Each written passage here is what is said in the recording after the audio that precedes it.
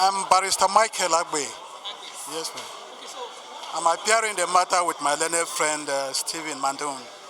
We are counsel for the plaintiff applicant, that is Honorable Matthew Bala Gombe. So tell us why you chose to serve the three other defendants through the first one. Well, it has actually, the effect of the service was not done by us. It was done by the court bailiff. And that's where the first, the second, third, and fifth defendants who claim to be leaders of ADC, national leaders of ADC, carry on their businesses. So it's naturally that we serve them where we know too well they carry on their daily business as the purported leaders of ADC. The first defendant. So now the court has said to serve them personally, individually. Yes, the court has done the right thing by asking us to serve them personally.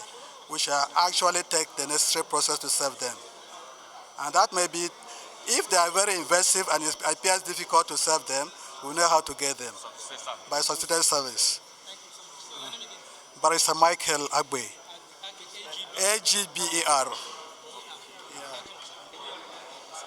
My name is Raywan Akpanashi. What happened in court today? Your reaction to the service, mode of service by the plaintiff to the defendant?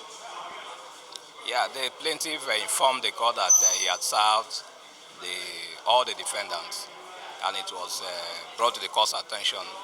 For one, there was no record of service in the court file, and two, it was brought to the attention of the court that it was only the first defendant that was served. And in the face of the fact that there was no any order of court for substituted service on the second, third, and fifth defendant through the first defendant, the plaintiff could have validly served the second, third, and fifth defendant through the first defendant. And the court agreed with our submission and stated clearly that the plaintiff must serve the second, third, and fifth defendant personally, because that is the law. You need to serve personally.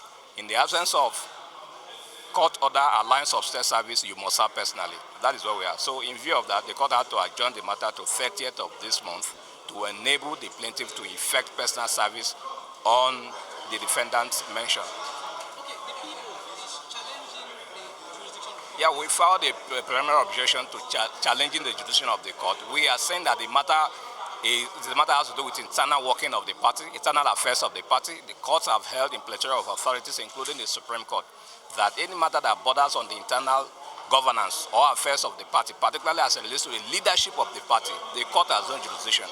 And we have brought that to the attention of the Honorable Court, that it must align and allow itself to be bound by the decision of the Supreme Court on this matter. Thank you. My name is Raywan Akpanashi.